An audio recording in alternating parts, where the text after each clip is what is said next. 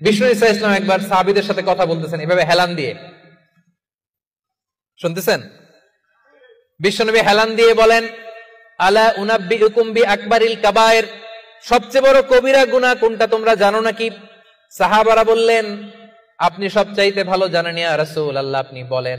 বিশ্বনবী বললেন, সবচাইতে বড় কবিরা গুনাহ আল্লাহর সাথে শিরক করা, হেলান দিয়ে। 2 নম্বরে উকুকুল ওয়ালিদাইন, মাতা পিতার অবাধ্য হওয়া। 3 নম্বরটা যখন বলবেন হেলান থেকে উঠলেন এভাবে, সিরিয়াস।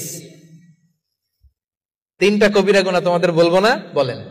2টা বলছে হেলান দিয়ে, একটা হচ্ছে আল্লাহর সাথে শিরক করা, 2 নম্বর হচ্ছে মাতা পিতার অবাধ্য হওয়া। 3 নম্বরটা যখন বলবেন, ওয়াকানা মুত্তাকিয়ান, তিনি হেলান দেওয়া ছিলেন, ফাজালাসা, সিরিয়াস হয়ে বসলেন।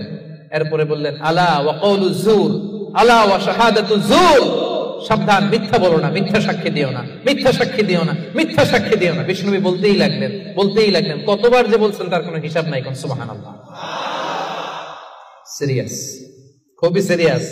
কারণ মিথ্যা সাক্ষী সমাজে বাতিলকে প্রতিষ্ঠিত করে, জালিমকে প্রতিষ্ঠিত করে।